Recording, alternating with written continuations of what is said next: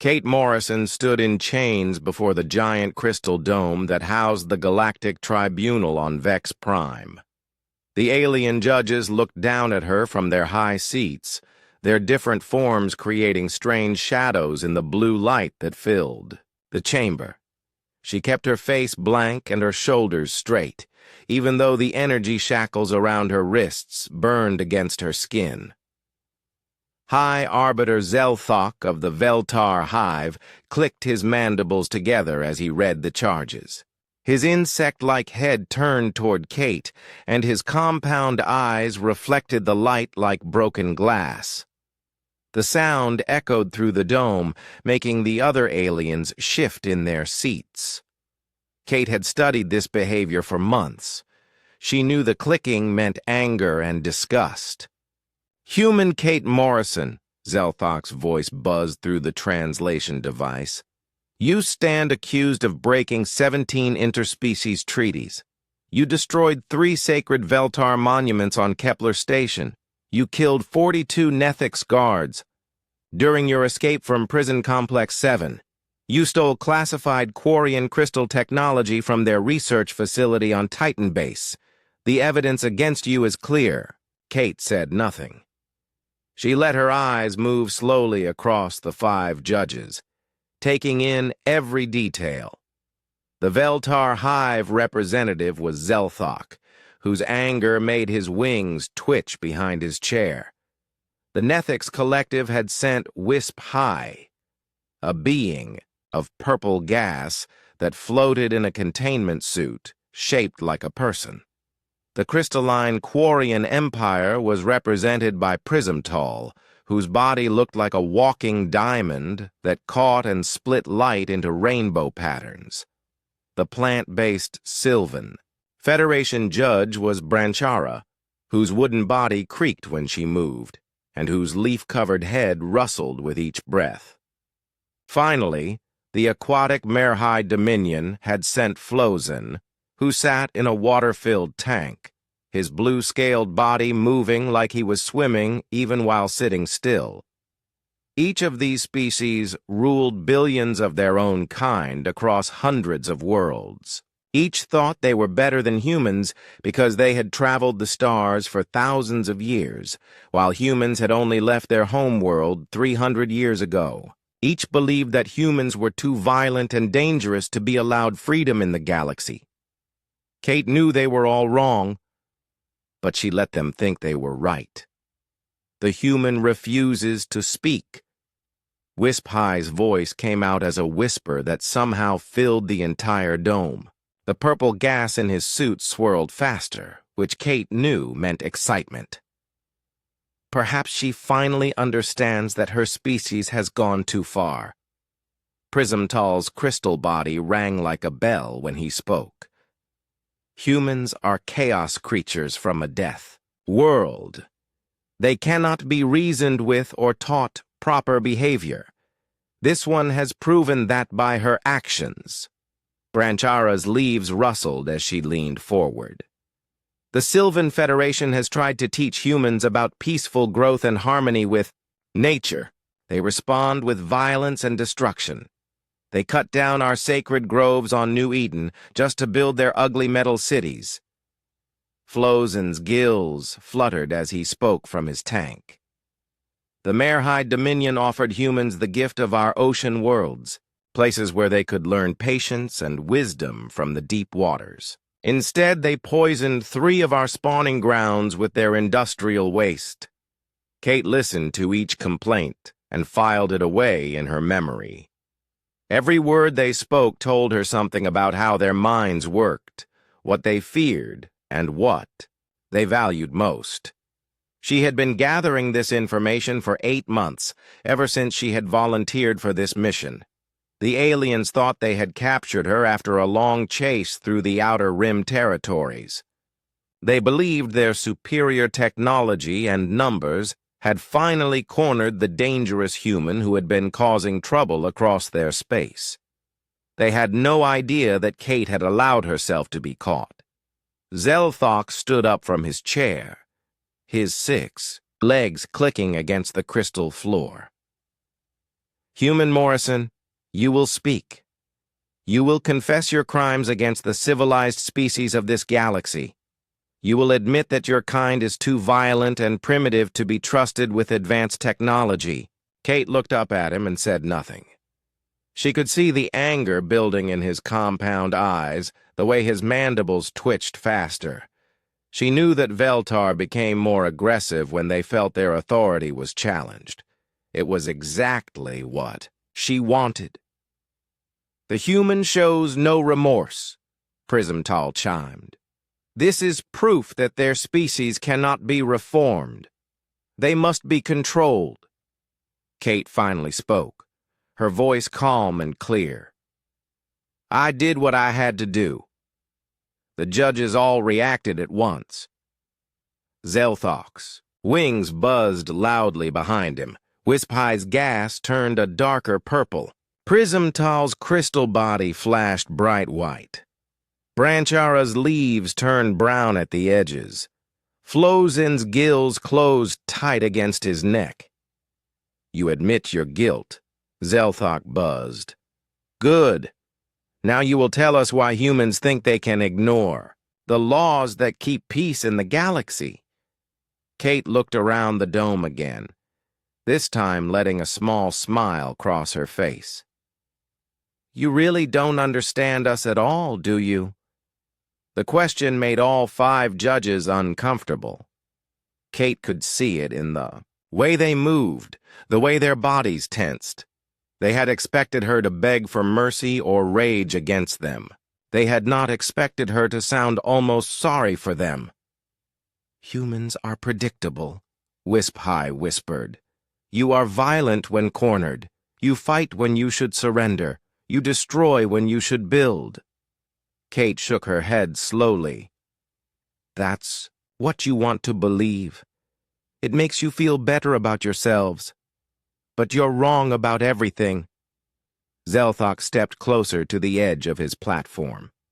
Explain yourself, human. Kate looked directly at him, her green eyes steady and unblinking. You think this is about punishment? You think you caught me, and now you're going to break me to show the galaxy that humans can be controlled. But you made one big mistake. What? Mistake? Prismtal's voice rang with curiosity. Kate's smile grew wider. You assumed I was working alone. The judges exchanged glances, their alien faces showing confusion. Zelthok's mandibles clicked rapidly.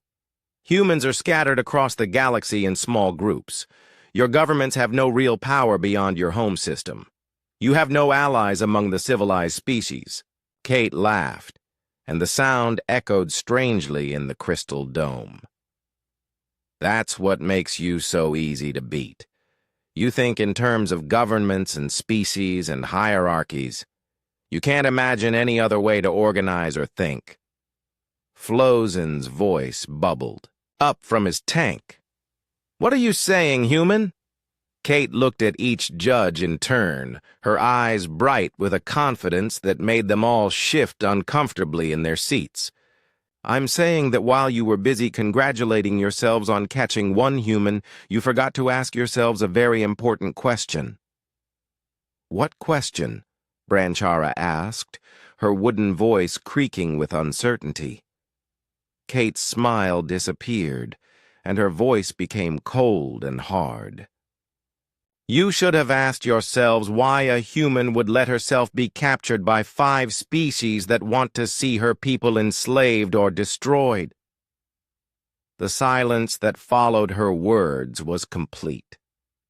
Even the humming of the dome's machinery seemed to stop. The 5 judges stared down at her, and for the first time since the trial began, Kate saw something new in their alien faces. Fear. Kate Morrison had walked into their trap willingly, and now they were beginning to understand that maybe, just maybe, they were the ones who had been caught. Captain Lisa Park sat in the command chair of the cargo ship Wanderer and watched the data stream flowing across her screens. The ship looked like any other commercial vessel moving goods between the Outer Rim colonies, but hidden beneath its Ordinary hull were quantum communication arrays that could reach across the galaxy in seconds. Kate's signal had come through 3 hours ago, a burst of encoded information that told Lisa everything she needed to know about the 5 alien species, holding her friend prisoner. The data contained biological scans, psychological profiles, and detailed maps of weaknesses that Kate had been gathering for months. Lisa turned to her first officer, a former Veltar drone named Clicktar who had been cast out from the hive for refusing to follow a direct order to kill human civilians. His insect-like head tilted as he processed the incoming data. "The Queen Mind never taught us that humans could plan so far ahead," Clicktar buzzed softly. "Your species thinks in ways that the hive cannot predict." Lisa smiled and patted his shoulder. Clicktar still flinched when humans touched him, but he was getting better about it. The Veltar hive taught that physical contact between different species was disgusting and dangerous. Lisa had spent 2 years showing him that touch could mean friendship and comfort instead of threat. "Kate's given us everything we need," Lisa said. "Send the data to all our contacts. It's time to wake up the network." Across the galaxy, other humans received Lisa's transmission and began to move. Dr. Ryan Cole was working in a research lab on the edge of Quarian space when his wrist device vibrated with the coded message. He looked around the lab to make sure none of the crystal-bodied aliens were watching, then quietly downloaded Kate's biological data. Ryan had been studying alien psychology for 5 years, ever since the Quarians had hired him to help them understand human behavior. They thought they were using him to find better ways to control his species. Instead, Ryan had been learning how their minds worked and what would hurt them most. The data from Kate showed him exactly what he needed. Quarians thought in perfect mathematical patterns, their crystal bodies resonating with specific frequencies. That helped them stay calm and focused. But Kate had discovered that certain sound frequencies could disrupt their harmony and cause them physical pain. Ryan began working immediately, designing acoustic weapons that would target the resonant frequencies of each alien species. He smiled as he worked, thinking about how surprised the Quarians would be when their own research facilities were used against them. Meanwhile, Sergeant Maria Santos was leading a small team through the maintenance tunnels beneath New Veltar, the hive's newest colony world. Her team consisted of 3 humans and 2 alien outcasts. An ethics individual who had refused to merge with the collective's group mind, and a Sylvan who had been exiled for creating art that the Federation considered too chaotic and unpredictable. Maria's wrist device buzzed with Kate's signal, and she grinned as she read the intelligence data. Kate had identified the exact location of the hive's central communication node, the biological computer that coordinated all Veltar activities on the planet. "Time to go to work," Maria whispered to her team. "Remember, we're not here to hurt anyone. We're here to free them." The Nethix, who called himself Freewind, floated beside her in his portable atmosphere suit. "The collective will try to force me back into the group mind if they detect my presence." Maria nodded. "That's why we're going to make sure they're too busy dealing with other problems to worry about one escaped individual." The Sylvan artist, Branchesong, rustled her leaves nervously. "My people will burn my root system if they catch me helping humans." "Your people threw you away because you thought differently," Maria reminded her. "We're not throwing you away. We're giving you a chance to help others who think differently too." The team moved through the tunnels, following Kate's maps to reach the communication hub. Maria had studied the intelligence data carefully. The Veltar hive depended on constant communication between all its members. If that communication was disrupted in just the right way, the individual drones would become confused and frightened, unable to function as a group. But Maria's mission wasn't to destroy the communication hub. It was to reprogram it to broadcast, a very different kind of message. On the other side of the galaxy, Commander Alex Turner stood in the command center of Earth's Deep Space Monitoring Station and watched reports flowing in from dozens of human operatives. Each one was confirming that they had received Kate's intelligence and were moving to their assigned positions. Alex had been running this operation for 3 years, ever since Earth's government had realized that the 5 major alien powers were planning to eliminate humanity as a threat to their control of the galaxy. The aliens thought humans were scattered and weak, with no real organization beyond their home system. They were wrong. Humans had been spreading through the galaxy for centuries, not as conquerors, but as individuals looking for new homes and opportunities. They had settled on hundreds of worlds, worked alongside dozens of alien species, and formed friendships that crossed species lines in ways the major powers couldn't understand. More importantly, wherever humans went, they found aliens who didn't fit into their species' rigid social structures. Veltar drones who questioned the hive's orders. Nethics individuals who wanted to think for themselves instead of being part of a group mind. Quarians who preferred chaos and creativity to mathematical perfection. Sylvans who wanted to grow in new directions instead of following ancient patterns. Merhai who chose to explore dry land instead of staying in the oceans. The major powers saw these aliens as defective and cast them out. Humans saw them as friends and allies. Over 3 years, Alex and his operatives had built a network that included thousands of these alien outcasts. They had been secretly placed on every major world, in every important facility, waiting for the signal to act. Kate's capture had provided that signal. Alex opened a communication channel to his field teams. All stations, this is Control. Operation Freedom is now active.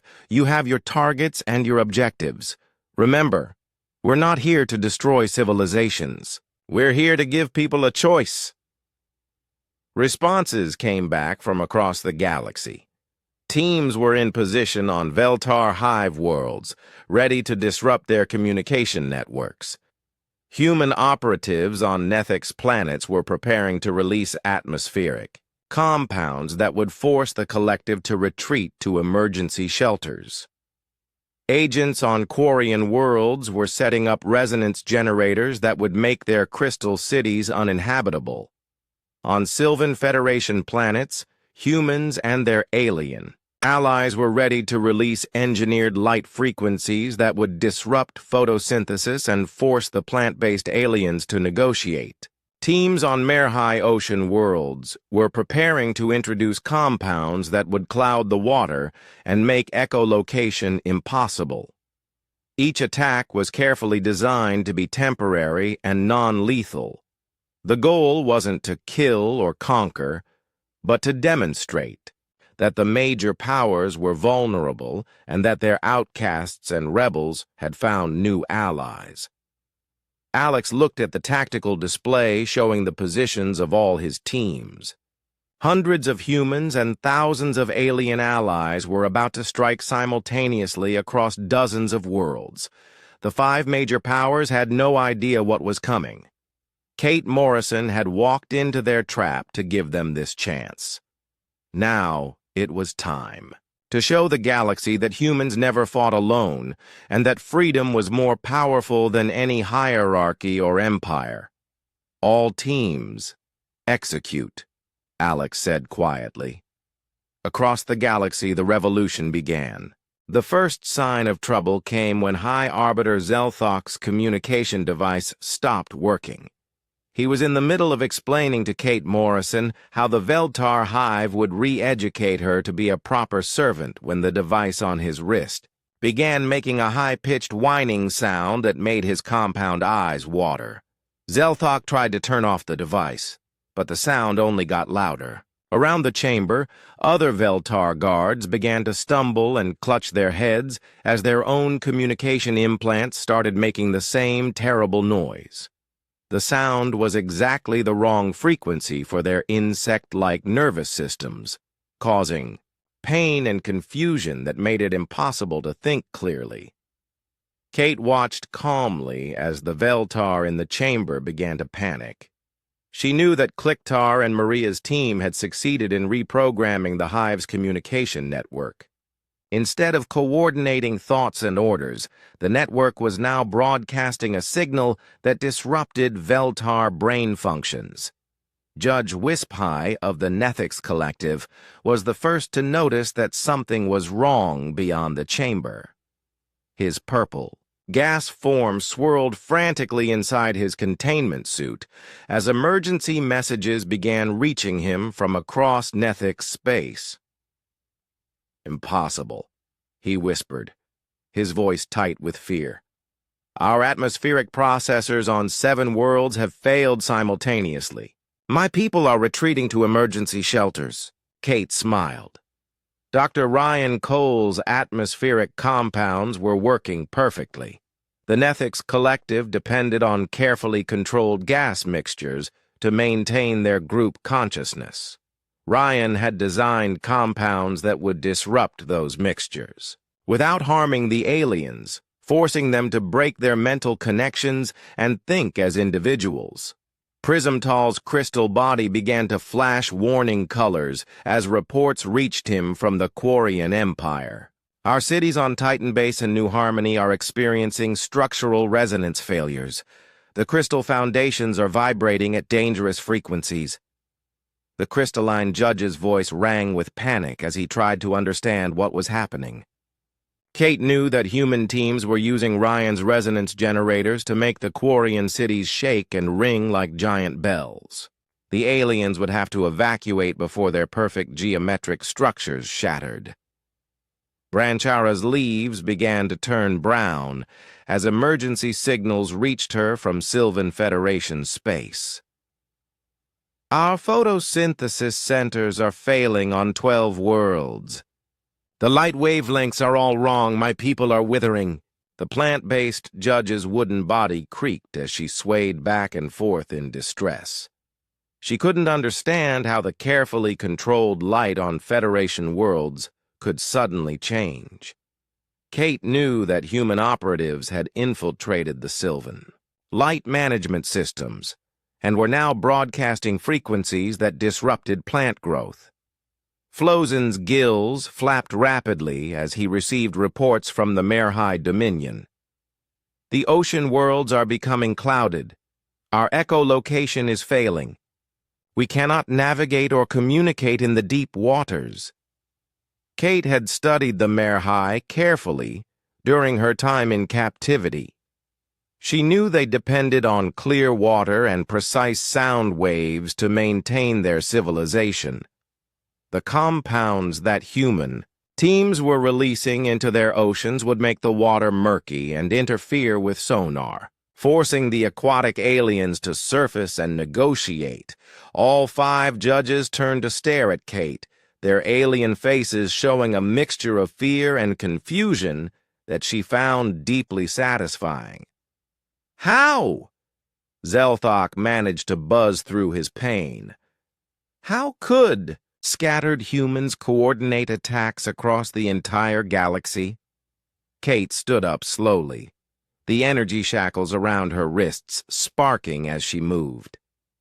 "I told you that you made a mistake. You assumed we were working alone." The chamber's main display screen flickered to life, showing images from across the galaxy. Veltar hive worlds, where the insect-like aliens stumbled through their cities, unable to coordinate their actions.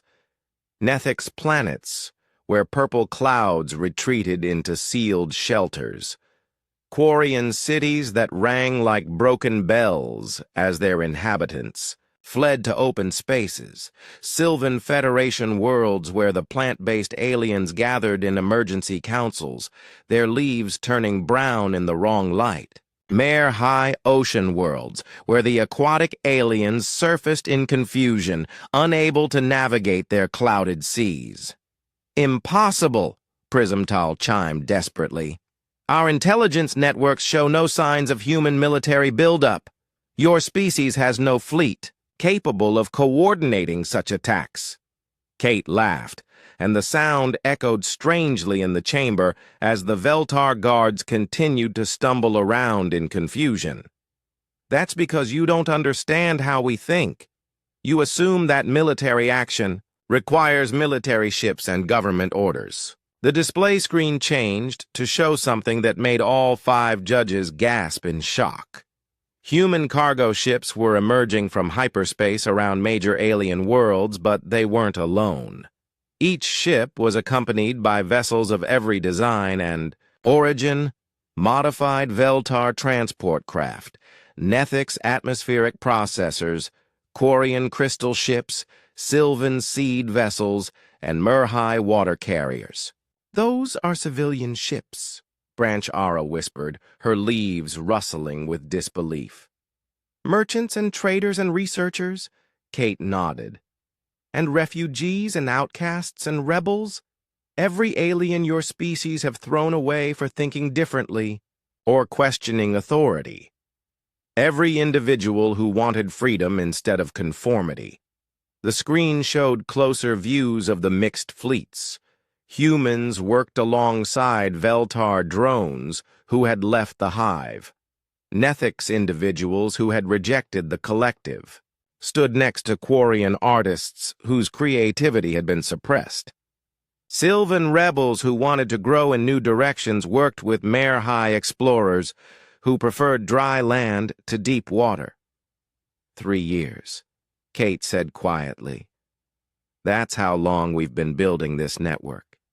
Every human trader who visited your worlds, every diplomat who negotiated treaties, every researcher who worked in your laboratories, they were all looking for the same thing. What?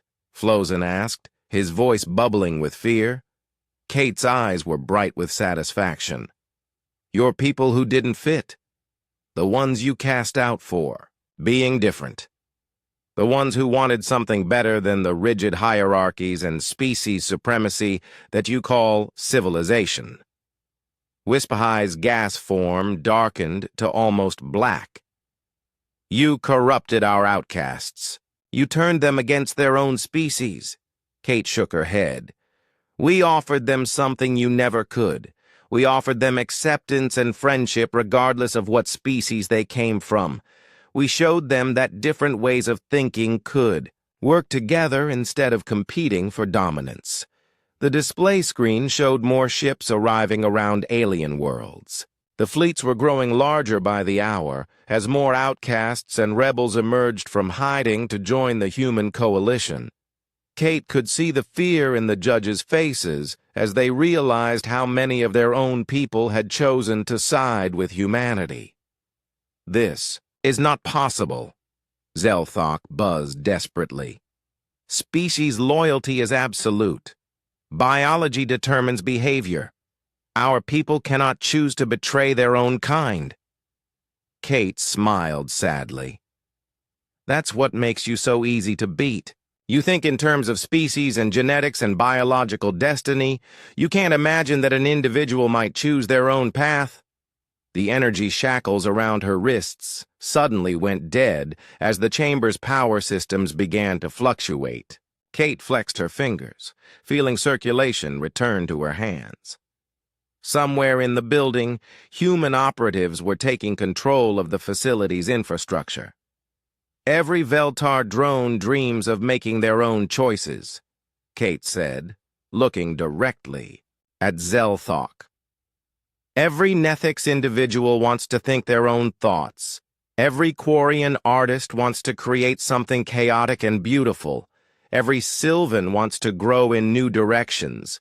Every Merhai wants to explore beyond the deep waters. She gestured to the screen, where the mixed fleets continued to grow around alien worlds. You called them defective and threw them away. We called them friends and gave them hope. The 5 judges stared at the display in horror as they began to understand the magnitude of what was happening. This wasn't a military invasion or a terrorist attack. It was a revolution, and it was being led by their own people who had chosen freedom over species loyalty. Kate Morrison had allowed herself to be captured to gather the intelligence needed for this moment. Now, the galaxy would learn that humanity's greatest weapon wasn't technology or military force. It was the simple belief that every individual deserved the right to choose their own destiny. The crystal dome shook as ships began landing on the platform outside the Galactic Tribunal chamber.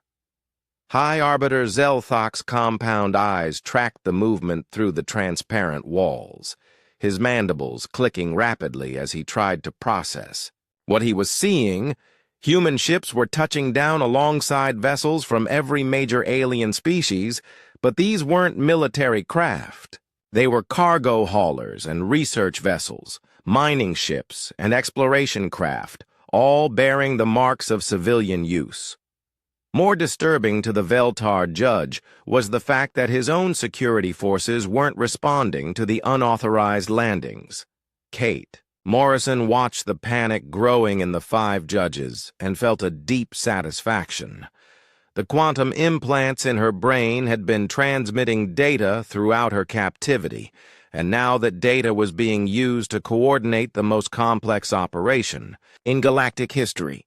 "Explain this madness," Prismtal chimed desperately, his crystal body flashing rapid warning colors. "Our reports show coordinated attacks on dozens of worlds, but these appear to be civilian vessels, not military fleets." Kate smiled and looked directly at the crystalline judge. "That's because you still don't understand what you're fighting. This isn't a war between governments or species. This is something much more dangerous to people like you." The main doors to the chamber opened with a hiss of pressurized air. Commander Alex Turner walked in, but he wasn't alone. Behind him came a mixed group of humans and aliens that made the 5 judges recoil in shock. A former Veltar drone walked beside a human scientist. A Nethics individual who had rejected the collective floated next to a human engineer. A Quarian artist whose work had been deemed too chaotic stood with a human diplomat. A Sylvan who had been exiled for growing in forbidden directions rustled alongside a human trader. A Merhai explorer who preferred dry land walked carefully in a water suit next to a human captain. "Hello, Kate," Alex said calmly. "Sorry we're late. We had to pick up a few friends along the way." Zelthok's wings buzzed angrily as he recognized the Veltar drone. "Mind Dak, you are a traitor to the Hive. Return to your position immediately." The former drone's head tilted in a very human gesture of defiance. "I choose my own position now, High Arbiter. The humans taught me that individual thoughts are not defects to be corrected." Wisp High's purple gas swirled frantically in his containment suit. "Free wind. You will rejoin the collective consciousness. Your isolation has made you sick." The Nethics individual's voice came through his suit's speakers with a confidence that shocked the judge. "I am not sick, Wispahai. I am free. For the first time in my existence, my thoughts are my own." Each judge tried to command their former subjects to return, but the aliens who had chosen to side with humanity refused to obey. Kate could see the terror growing in the judges' faces as they realized that their absolute authority was being challenged. Alex Turner stepped forward and placed a data pad on the chamber's central table. "We thought you might want to see what We've learned about each other during our investigation. The pad projected a holographic display that made all 5 judges gasp. It showed detailed communications between their species, secret messages that revealed the truth behind their alliance against humanity. The Veltar Hive has been planning to eliminate the Nethix Collective once the human threat is removed, Alex said calmly. Your military buildup on the border worlds has nothing to do with defending against human expansion. Zelthok's compound eyes fixed on Wispahai with sudden suspicion. The Nethix judge's gas form darkened with anger as he realized. His secret plans had been exposed. Alex continued reading from the intercepted communications. The Quarian Empire has been developing crystal weapons specifically designed to shatter sylvan wood fiber. Your research into harmonic frequencies wasn't for peaceful purposes. Prismtal's body flashed bright white as he turned toward Branchara, who rustled her leaves nervously. The plant-based judge had trusted the crystalline aliens, but now she realized they had been planning to destroy her people. The Sylvan Federation has been engineering diseases that target Merhai gill systems, Alex said, his voice still calm despite the explosive nature of his revelations. Your biological research stations weren't studying compatibility between species. Branchara's leaves turned brown with shame as Flozen's gills snapped shut in horror. The aquatic judge had believed the Sylvans were working on peaceful coexistence, not biological warfare. And the Merhai Dominion has been mapping the ocean currents on Veltar breeding worlds, Alex finished. Your exploration of water resources was actually reconnaissance for planetary flooding attacks. Flozen's scaled body trembled in his tank as Zelthok's mandibles clicked with rage. The insect-like judge realized that the aquatic aliens had been planning to drown his people's egg-laying grounds. Kate watched the 5 judges stare at each other with growing suspicion and hatred. Each of you was planning to eliminate the others. Once humanity was dealt with, the human threat was just an excuse to build up your military forces for the real war you were planning. The silence in the chamber was broken only by the sound of more ships landing outside. The mixed fleets that had appeared around alien worlds were now converging on Vex Prime, bringing refugees and rebels from across the galaxy. Impossible. Zelthok buzzed desperately. Our intelligence networks would have detected such massive population movements. Alex smiled and gestured to the aliens who had entered with him. Your intelligence networks were run by people like these. Veltar drones who questioned orders. Nethix individuals who thought for themselves. Quarian artists who saw patterns you couldn't. Sylvan researchers who grew beyond their programming. Merhai explorers who looked beyond the deep waters. The revelation hit the judges like a physical blow. Their own intelligence services had been compromised by the very people they had cast out for being different. The outcasts and rebels they had considered defective had been working against them for years. Kate stood up and walked to the center of the chamber, her movements confident now that her shackles were dead. Every rigid hierarchy creates its own enemies. Every time you cast out someone for thinking differently, you created a potential ally for us. Dr. Ryan Cole entered the chamber, followed by Captain Lisa Park and Sergeant Maria Santos. Behind them came dozens more humans and aliens, all working together with an ease that clearly disturbed the 5 judges. We never wanted to conquer your worlds or destroy your civilizations, Kate said, looking at each judge in turn. We wanted to free your people from the systems that oppressed them. The display screen showed images from across the galaxy. On world after world, the coordinated attacks had stopped. Instead of destruction, the screens showed something much more dangerous to the established order: celebration. Veltar drones were gathering in groups, sharing thoughts freely without hive oversight. Nethix individuals were meeting as equals, thinking their own thoughts for the first time. Quarian artists were creating chaotic, beautiful works that broke every rule of mathematical perfection. Sylvan rebels were growing in wild new directions, creating forests of impossible beauty. Merhai explorers were walking on dry land, discovering wonders beyond the ocean depths. "Your people are choosing freedom," Kate said simply. "They're choosing to think for themselves instead of following the rigid patterns you imposed on them." Zelthok's wings drooped as he realized the magnitude of what was happening. "You have destroyed the order that kept peace in the galaxy for 10,000 years." Kate shook her head. "We've offered an alternative to that order. Your peace was built on oppression and conformity. Our alliance is built on choice and cooperation." Alex stepped forward and addressed the 5 judges directly. "You have a choice now, too. You can continue trying to maintain your old systems of control, ruling over populations that are abandoning you for something better. Or you can join us in building something new." The judges looked around the chamber at the mixed groups of humans and aliens working together, at the screens showing their own people celebrating freedom, at the growing fleets of refugees who had chosen hope over hierarchy. For the first time in galactic history, the great powers faced a threat they couldn't fight with military force or political maneuvering.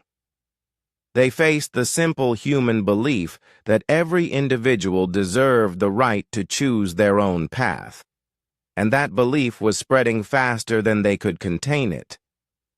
6 months later, Kate Morrison stood on the observation deck of Unity Station and watched ships from 100 different worlds dock at the massive space station that had become the heart of the new galactic alliance. The station itself was a marvel of cooperative engineering, built using Quarian crystal technology, Veltar bioengineering, Nethix atmospheric processing, Sylvan living materials, and Merhai fluid dynamics, all coordinated by human organizational skills. Through the transparent aluminum windows, Kate could see the impossible. Former enemies working side by side, species that had never trusted each other sharing knowledge and resources, individuals from rigid hierarchical societies learning to think and act for themselves. Commander Alex. Turner joined her at the window, carrying 2 cups of the coffee-tea hybrid that had become popular throughout the Alliance. The drink combined human coffee beans with Sylvan tea leaves, brewed in Merhai mineral water and served at a temperature that Veltar and Nethix metabolism could enjoy. "The final reports are in," Alex said, handing Kate her cup. "The old power. Structures have completely collapsed on 67 worlds. Another 112 are in transition, with local populations choosing their own governments instead of following species-wide hierarchies." Kate sipped her drink and smiled. "And the 5 major powers?" Alex's expression grew more serious. "The Veltar hive has split into thousands of independent colonies. Most of the former drones are learning to think for themselves, though some are struggling with the transition. The Nethix collective has dissolved entirely, with individuals choosing to form small communities based on shared interests rather than forced mental connection." He paused to look out at a Quarian crystal ship docking beside a Sylvan bio-vessel. "The Quarian Empire is fracturing along artistic lines, with different groups pursuing their own creative visions instead of mathematical perfection. The Sylvan Federation has become a loose confederation of experimental growth communities. The Merhai Dominion has divided into ocean-based and land-based societies. Kate nodded thoughtfully. The transformation hadn't been easy for any of the alien species. Billions of individuals who had never made personal choices were suddenly faced with the responsibility of determining their own destinies. Some had thrived in the new freedom, while others had struggled with the loss of certainty that rigid hierarchies provided. "What about the resistance movements?" Kate asked. Alex pointed to a section of the station where heavily shielded docking bays housed ships from the Purification Fleet, a coalition of aliens who rejected the new order and wanted to restore the old species-based hierarchies. They're still active, but their support is shrinking daily. It's hard to convince people to give up freedom once they've experienced it. Most of their followers are older individuals who were deeply invested in the old systems. Kate watched as a group of young Veltar emerged from one of the docked ships, their movements confident and individual rather than the synchronized patterns of the old hive. They were met by a mixed group of humans and aliens who welcomed them, with the same warmth that had become the hallmark of Alliance culture. "The young ones adapt fastest," she observed. "They don't have as much investment in the old ways." A chime sounded through the observation deck, indicating an incoming priority transmission. Kate activated the display screen, and the image of Captain Lisa Park appeared from the bridge of her ship, now upgraded and redesigned as an Alliance diplomatic vessel. "Kate, we're receiving surrender signals from the last Purification Fleet stronghold in the Outer Rim," Lisa reported. "High Arbiter Zelthok is requesting permission to come aboard Unity Station under a flag of truce."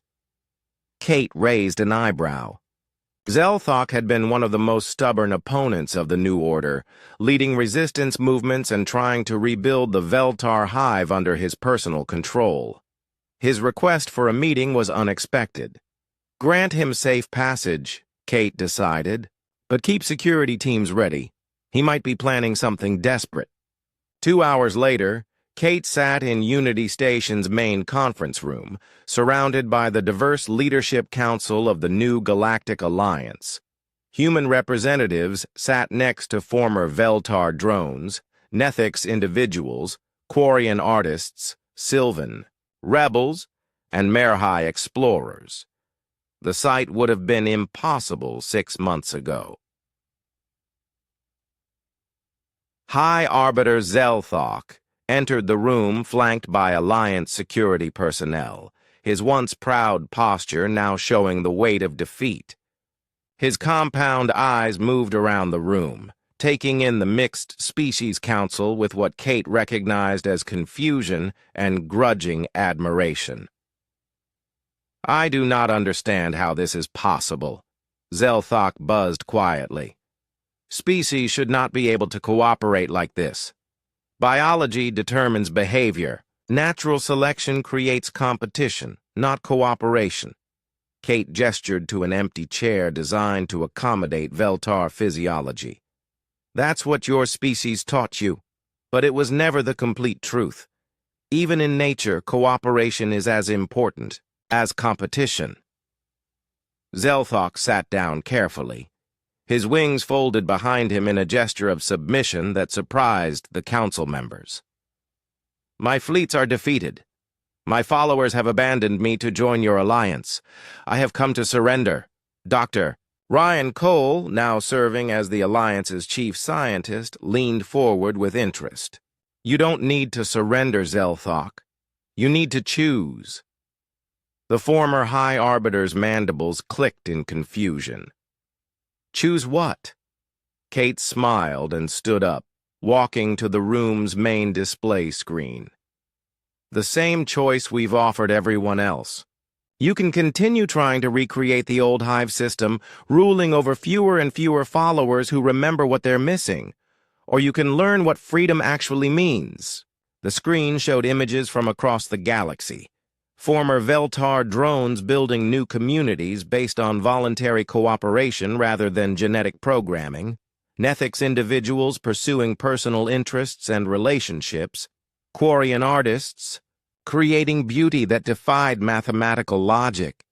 Sylvan rebels growing in impossible directions, Merhai explorers discovering wonders on dry land. Your people are happier than they've ever been, Kate observed. They're creating art and music, and literature and science that would have been impossible under the old systems. They're forming friendships across species lines and building families based on choice rather than genetic assignment. Zelthok studied the images with growing amazement.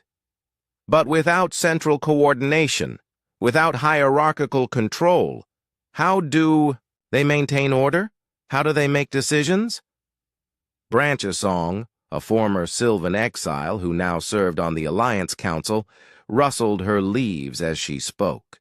They make decisions the same way we do here, through discussion and compromise and mutual respect, through recognizing that different perspectives make us stronger, not weaker. Clicktar, Kate's old friend from Captain Park's crew, added his own perspective. I was taught that individual thoughts were disease symptoms to be cured, but humans showed me that my different ideas weren't defects. They were gifts that could help others see new possibilities. Zelthok looked around the council chamber, seeing former outcasts and rebels who had found purpose and respect in the Alliance. And if I choose to join you, what would be my role? Alex Turner smiled warmly. Whatever role you choose, you have experience in large-scale organization and logistics. You understand Veltar psychology and biology. You could help other former Hive leaders make the transition to freedom. Or you could pursue something completely different that interests you. Kate returned to her seat and looked directly at the former High Arbiter. The only requirement is that you respect the right of others to make their own choices, even if you disagree with those choices. Zelthok was quiet for a long moment, his compound eyes reflecting the lights of the chamber as he processed this concept. Finally, he spoke in a voice much softer than his usual aggressive buzz. For 10,000 years, the Veltar Hive has existed to serve the Queen Mind's will. Individual thoughts were forbidden. Personal desires were suppressed. I do not know how to exist without that structure. Freewind, the Nethic's individual who had learned to think independently, floated closer to Zelthok's chair. None of us knew how to exist differently at first. But humans taught us that learning to be free is like learning any other skill. It takes practice and patience and friends who support you when you make mistakes. Kate stood up again and extended her hand to Zelthok in the human gesture of friendship. The galaxy is big enough for everyone to find their own path. We're not asking you to become human. We're asking you to become yourself. Zelthok stared at her outstretched hand for several seconds before slowly reaching out with one of his own appendages. The moment when insect and human touched marked the symbolic end of the old galactic order and the beginning of something unprecedented in galactic history. Outside Unity Station, ships from 1,000 worlds moved in peaceful patterns around the growing space city. Former enemies worked together on construction projects, scientific research, and cultural exchange. Children of different species played together in the station's parks, learning that diversity was a source of strength rather than conflict. Kate Morrison had walked into an alien trap to gather intelligence for humanity's survival. Instead, she had helped create something much more important, a galaxy where every individual could choose their own.